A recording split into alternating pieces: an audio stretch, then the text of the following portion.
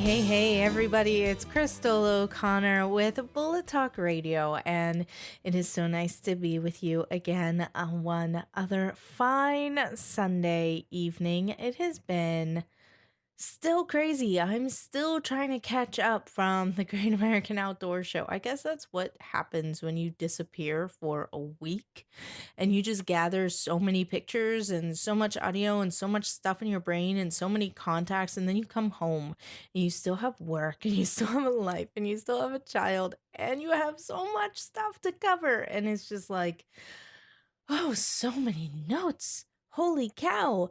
But yeah, it was great. So lots of things to cover. It was another one of those weeks where I'm still trying to get through my notes and see where legislation has landed, where some of the news is.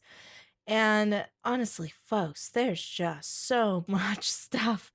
So I tried to pick out some of the things that seem to be getting some movement legislative wise, and some things that I think are worth action alerts on your part. And I have a little rant that I'm going to go on later. Okay, maybe two. And some fun things as well. Gotta put the fun things in there. Don't want to burn out, right? So, why don't we go ahead and get started with Oregon. Oregon is being pushed by every town, the Bloomberg backed organization. Since his little mayor's powwow didn't work, he built up every town for gun safety. And they're at it again in the state of Oregon. They're trying to pass what is being labeled as expanded background checks. We all know what this is. This is their what they like to call universal background checks, which is a bunch of hullabaloo. So they're pushing that in the state of Oregon. They are currently calling it their top priority. This will force background checks for private sales. It does exclude sales among family members, inheritances, and antiques. So, folks out there in Oregon, wow, folks out there in Oregon, please write your representatives and write your senators and let them know how you feel. Links are in the show notes. Moving on to North Dakota, they are a go for shall certify. The North Dakota's Senate unanimously pushed through shall certify. Now, shall certify requires that a chief law enforcement officer or CLEO must certify or sign the application for an NFA within a specified time period for a citizen who passes all requirements. So, you want to pay for that tax stamp through BAFTE, and you want to get a silencer, for example. That requires special paperwork. Yeah, that hunk of metal really requires special paperwork. But anyway, it's called an NFA. And you file that in many states, including here in Pennsylvania. You file that with your chief law enforcement officer, usually your county sheriff or what have you. But historically, sheriffs may be pro 2A and they sign off on anybody who's qualified. They may be anti gun, so they just let them sit on their desk and they never do anything with it, even if you are qualified. And some will just sign it off for their buddies, and the rest of you be darned. So this actually requires that if you are legally fit and there's no other reason for rejection, they must approve it within a certain time period. Really prevents the CLEOs from sitting on an NFA application and never approving them for political reasons or whatever reason they deem fit or unfit, as it were. Moving on to New Hampshire, the Senate has passed permitless carry. So New Hampshire's SB 116 has passed the state Senate. SB 116 repeals the need for a license to carry a concealed pistol or revolver. So again, show notes are or links are in the show notes, so go check that out. That will move the bill over to your House of Representatives. So contact your House Representatives, New Hampshire, and let them know that you want to see this go right on through. Now, another state attempting permitless carry, a special thanks to Thomas for sending this one my way. Colorado is trying to do the permitless carry, or what some like to call constitutional carry. This is via Bill SB 32. It did pass the state Senate, but unfortunately, it has an uphill battle in a democratically held House. Still, it is movement in the right direction. So, Colorado, you guys are up as well. Contact your representatives and let them know we want to see this passed. At the national level, the NRA is supporting a concealed carry reciprocity bill. So, the idea here is that the Second Amendment doesn't change when you cross state borders. It is the United States Constitution, not the Pennsylvania Constitution or the Florida Constitution or the Ohio Constitution. It is the United States Constitution. Therefore, it should be allowed that a reciprocity exists between states, similar to a driver's license. So a Senate bill has been submitted. This would be Senate Bill 498. There are links up to GovTrack and also to the NRA ILA alert on this bill. Chris Cox, the executive director of the NRA ILA, issued the following statement regarding national reciprocity. The constitutional right to self-defense does not stop at a state's borders. Law-abiding citizens should be able to exercise his fundamental right while traveling across state lines. We appreciate Congressman Stutzman's efforts to fix the confusing patchwork of state and local laws in this area. There are some bullet points the NRA ILA notes. 1. Respects the rights of individuals who possesses concealed carry permits from home state to exercise those rights in another state that does not prohibit concealed carry. Would not override state laws governing the time, place, or manner of carriage or establish national standards for concealed carry, the individual state gun laws would still be respected. Concealed carry reciprocity would simply ensure that states honor permits issued by other states, just as they do with driver's licenses. If under federal law a person is prohibited from carrying a firearm, they will continue to be prohibited from doing so under this bill. So again, the United States Senate version of the bill was introduced by John Cornyn from Texas. That was introduced on February 12th of this year, and it is Senate Bill S498. So contact your state senators and say, or your federal senators, and say, yes, I want this through. And while you're at it, go ahead and contact your representatives. There is a House version of the bill as well. And, if it passes the Senate, it'll float over the House. If it passes the House, it'll go over the Senate. So just contact both, just blanket them, right? So, I went into Ohio earlier today, actually. I'm like not even an hour from the Ohio border. It depends on if I'm going northwest or if I'm going southwest. It's anywhere from a half an hour to an hour to get to the Ohio border. So needless to say, I'm in Ohio pretty frequently. I have many friends and family over in Ohio, and I went over to visit a friend in Ohio today. And I was maybe 3 minutes out of my driveway with my son in the back seat going, "Are we going to their house? Are we going to their house?" And I'm like, "Yeah, baby, yeah, we're going over to their house." Next thing you know, I'm turning around and going back to my house saying, "Mommy, why are we going home?" Well, because Mommy had her LCP in her glove box.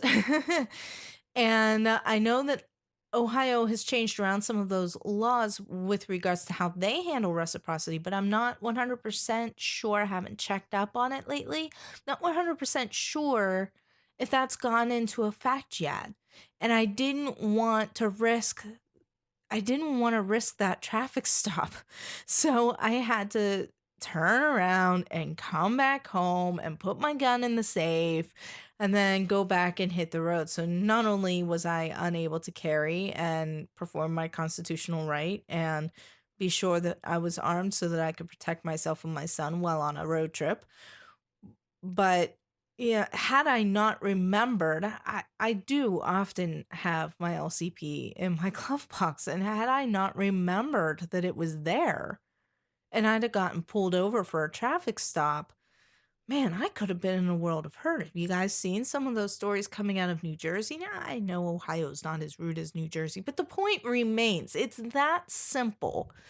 If you have a gun safe in your vehicle, or if you do often use your glove box, depending on where you're going, or if you do need to have that option. Now, obviously, on body or in a safe is the best, but sometimes we have to make compromises. And oh well, needless to say, that added a few minutes to our trip, and it really confused my son. So let's see. Moving on. This one actually came to me on Twitter from Manny MacFly. You can find that's his Twitter handle, Manny MacFly. And apparently, there was a woman in Lake Michigan on New Year's Day who was trying to put her gun on, but she uses a bra holster, and she was fiddling with it and fidgeting with it and having trouble getting it to fit the way she wanted it to. She was struggling with it, and she's looking down at it because she's looking down at her breasts, trying to move around this holster and make it work for her. And she's looking down at it, and the gun accidentally discharged and shot her through the eye, and she died the next day. She was 55 years old. So this leads me into a little bit of a rant. And when you get into, I would say probably concealed carry primarily compared to any of the other gun topics. Hunting a little bit because men's clothes is just plain annoying for trying to hunt. It just doesn't fit you very well, and you're walking through the woods and your pants are too long or too wide and your jacket's too big at the waist and not big enough in the chest and all of those other things. But concealed carry seems to be a bit of a different animal than any of the other shooting areas. And there's always this question from the woman who is now deciding to carry, even if she's had guns for years, as to, well, how can I best carry? Well, if you go to a concealed carry class taught by a man, the first thing he's going to say is using some semblance of a serpa holster, probably outside of the waistband, always on your strong side, never a cross draw, and that's it. Those are your only options. And if you don't like it, you need to go change your wardrobe. And you go into a gun store and you say, hey, I know a little bit about guns. I'm going to go take some classes, but I'm trying to find a gun that fits my hand the best. What's your recommendation? And almost every time it's going to be, no offense, guys. I might take a little heat for this. No offense if this is you. But if it is, please stop it. When a woman walks into your store and says, what gun might fit my hand the best for me to carry? Please stop recommending the little J frame every single time. Okay, yes, it's a nice, cute little gun, but you know how hard it is to conceal a revolver? I mean, some women can, depending on your position and depending on the gun, but a J frame is not the only option out there for ladies. There's just so many preconceived notions that a woman cannot properly carry on body using a traditional style. This drives me batty because you have an upcoming market, the fastest growing market in the gun industry, and that is female shooters and female carriers. And we somehow have gotten it into our brains that women need all these extra carry options that men don't need, like concealed carry purses and bra holsters. Look, folks, stop trying to reinvent the wheel.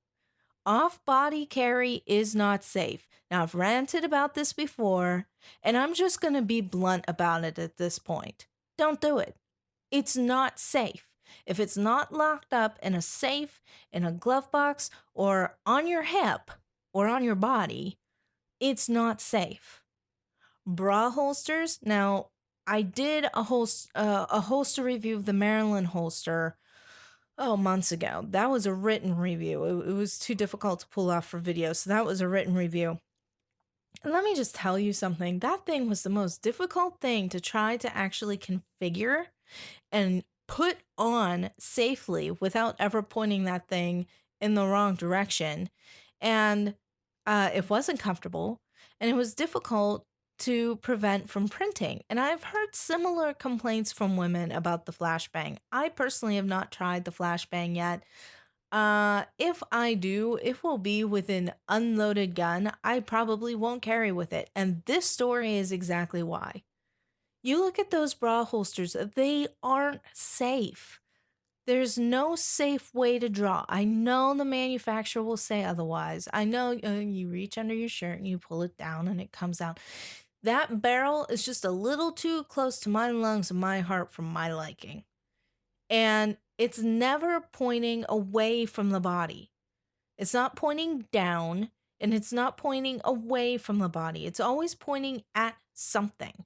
And there's too many other pieces that can get in the way of that trigger. It's like cross draw. A lot of people don't like cross draw for a very good reason. When you draw, the only way to do so is to bring that gun across your center of mass. That breaks one of the 4 major firearm shooting rules. You just don't do that. So, if there is a question as to whether or not you can carry, the answer is yes, but please don't look for the marketing gimmicks. Please don't look for bra holsters and concealed carry purses. I'm just going to be blunt here. Stop it. Okay? There are many very good holsters that will fit your waistband. There are belly band holsters. I just reviewed one last month. It's up on the YouTube channel. That makes a very good option for shirts and shirts, for skirts and slacks. If you have to, while there is a compromise in doing so with regards to draw time, a big compromise, but if you have no other choice, there is always the ankle holster. At mission, yes, there are times when I will carry on my ankle. Is it the fastest to get to?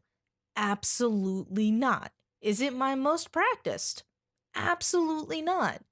But would I rather have that than have it in my bra or in my purse or not at all? Yep. Yes, I would. Yeah, I would.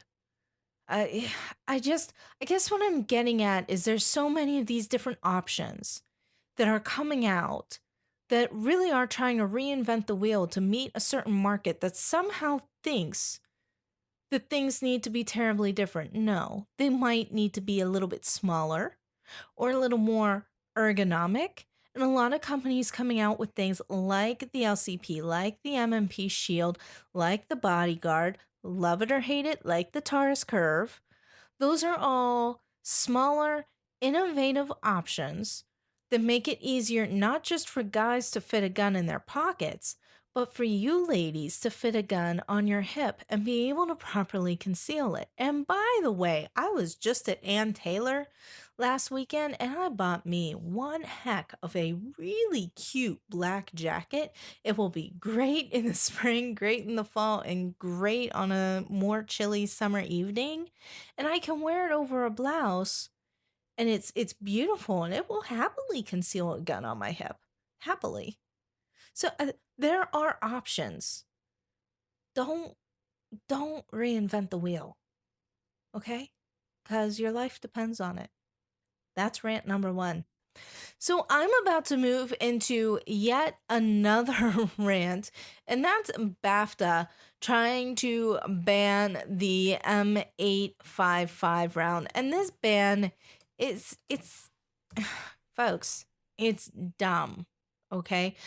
I wrote a blog article earlier this week. It's up on the site. I put a link to the Bureau of Alcohol, Tobacco, Firearms, and Explosives, whatever it is. I put a link to their proposal in that article, and I also have them in the link to the proposal in the show notes. But basically, their argument is how the round is physically created, that it can be used in a pistol, and that it is armor piercing. Well, you know what, folks? There's a lot of ammo out there that are armor piercing. Now, there was a federal law passed in the 1960s that said armor piercing ammunition to be monitored by the ATF is illegal, but there were certain exceptions put in place for sporting purposes. And that is what it's all about, the round, whether or not it's armor piercing, and whether or not that exception should still exist. They're looking to get rid of that exception. Now, first of all, I think this law about armor piercing rounds needs to be either repealed or heard in front of the Supreme Court. There's no legal basis to allow for that, in my humble opinion. There's absolutely nothing in the Second Amendment that says, oh, by the way, you should be able to control what kind of ammo comes flying out of the arm that they choose to bear. In fact, our founding fathers' original purpose, and yes, go ahead, start rolling your eyes. Did you get it out of your system? Our founding fathers believed we needed the ability to keep and bear arms not just to protect ourselves, our family, and our homes from the bad guys, but for when the government becomes the bad guys. So, frankly, I don't care if the round is armor piercing. Good. I should have access to that. Yeah, I really do. I believe we should have access to that.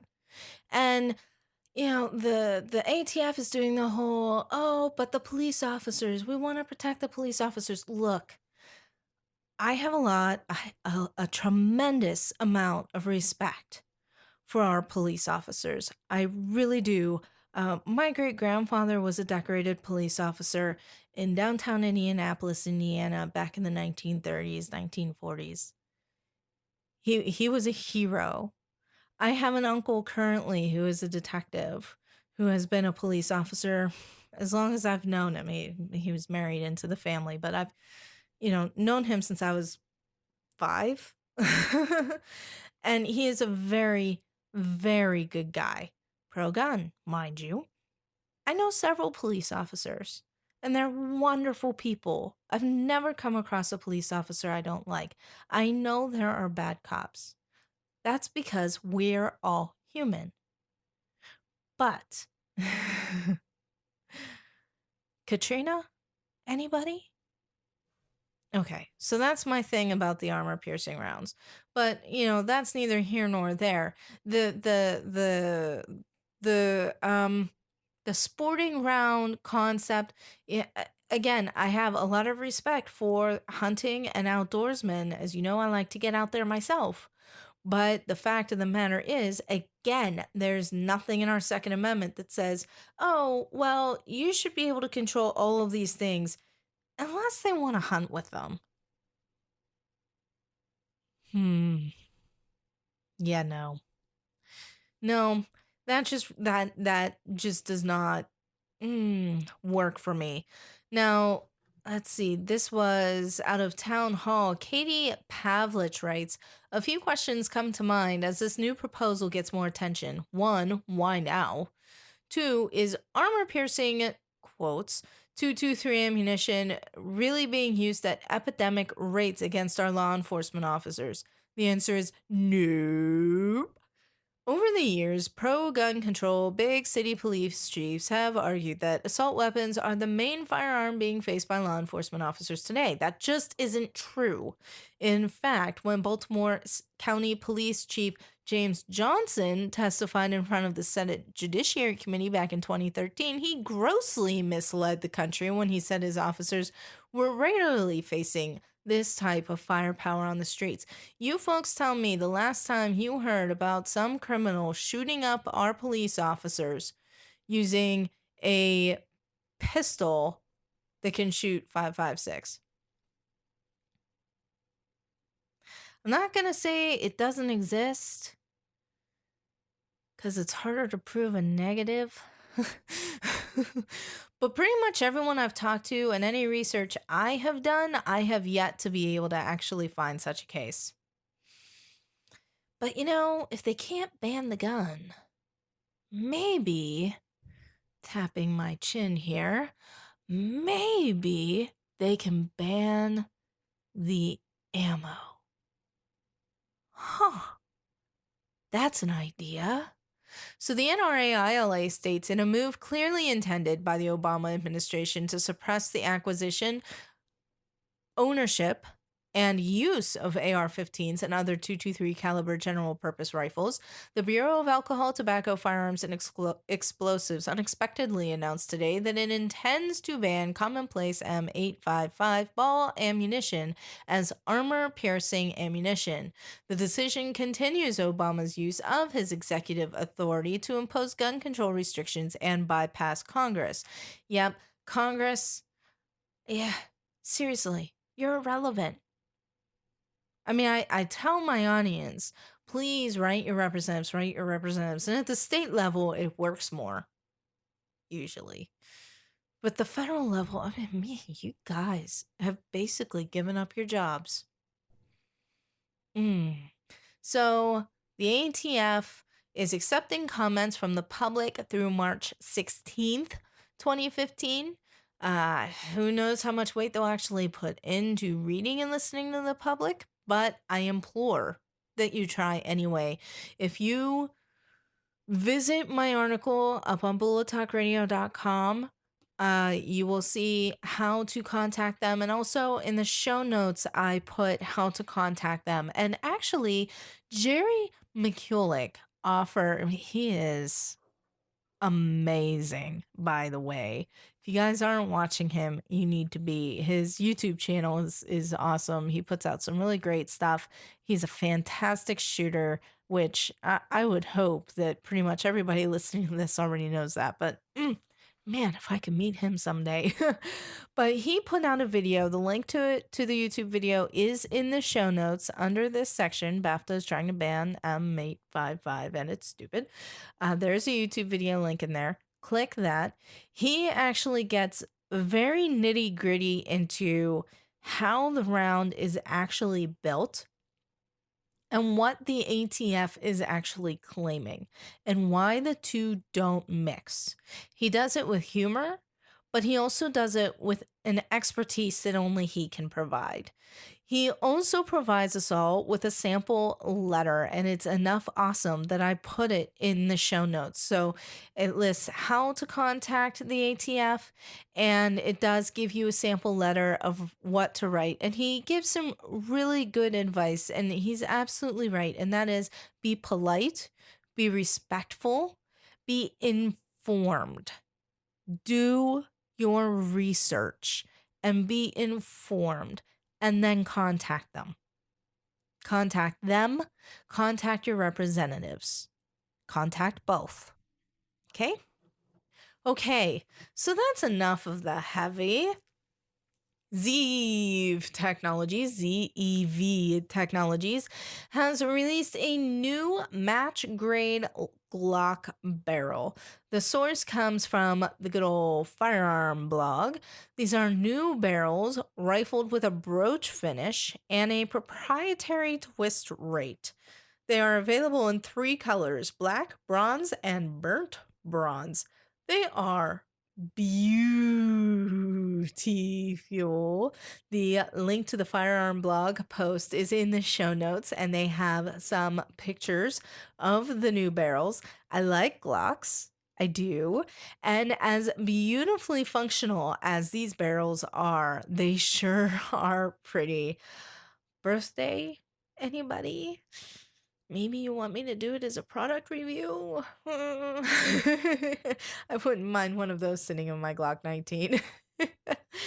And a little more fun, I released the other night an interview with Night Owl Firearms. Now, I've discussed them a little bit in the past. Night Owl Firearms is a new firearms manufacturer stemming out of Evans Machining here in good old southwestern Pennsylvania. So, yeah, I have a gun manufacturer in my backyard now. How awesome is that? I got to meet the guys over at the Great American Outdoor Show, and there's some pictures. They actually put an explosion of the gun out on the table so you can see all the little pieces that go into it, as well as the gun itself. So I got to dry fire it and feel its weight and play around with it a little bit. Didn't get to shoot it, at least not yet. But the guys were super nice, super awesome. And so they gave me a very nice interview, and they talked a little bit about why they decided to get into making a polymer striker fire pistol when, like, everybody and their brother is doing polymer striker fire pistols, right? So what can they do better? We talk a little bit about that. So go check that out. If you subscribe on iTunes or Stitcher or TuneIn or SoundCloud, up on SoundCloud now, you can find that interview. And I also released this week an interview with the United States Concealed Carry Association, or the USCCA. I stopped by their booth and we talked about concealed carry insurance. Honestly, folks, not entirely sure I'm 100% sold on the idea just yet, but they tell us why it is something they think we should consider. So give it a listen. They were super nice people, super nice folks. Also, everybody was just so nice up there. So give it a listen, enjoy. And again, if you're iTunes, Stitcher, TuneIn, however you choose to get the content, it is available for you. Next up, Top Shots will be at Orange County Choppers. So on March 7th, former contestants from the TV show Top Shot will be at the Orange County Choppers in Newburgh, New York. There will be a meet and greet from 9 a.m. to 11 a.m., and you can also attend one of their 2 handgun courses being offered that day. There will also be several raffles which will support the Hope for Heroes Foundation and the National Purple Heart Hall of Honor. So it is a charity event, and if you're interested, there's a link to their site in the show notes, which will give you all the details, what the raffles are, who all is going to be there, and all that jazz. That's psanded.com/top shots at OCC. Again, link is in the show notes. So if you want to support a good cause, go ahead and look them up. Well, that's about it for this week, folks. If you like the show and you're listening from iTunes or Stitcher, do me a favor and write a review for the show. That helps the show get seen. And also, you can share the show via the webpage, bullettalkradio.com, or on Facebook, Twitter, or Google+. Twitter, you can find at Bullet Talk Radio. Facebook is facebook.com/Bullet Talk. And Google Plus is plus.google.com/Bullet Talk Radio. Of course, we're also on YouTube, and we're now on Spreaker.com. And also on SoundCloud. I am now available on SoundCloud. Woohoo! So just trying to make it as easy as possible for you fine folks to get the content you want to hear the way you want to hear it. And lastly, I am going to be sending out the first ever monthly newsletter this week. So if you haven't subscribed yet, there's a tab to do so on the Facebook page. Otherwise, you can go to bullettalkradio.com and there's a little sign up form right there on the right hand side of the screen. Just give me your email address and hit the submit button, and you will be subscribed so you can get that monthly newsletter. So, anyway, I will see you next week. Ciao.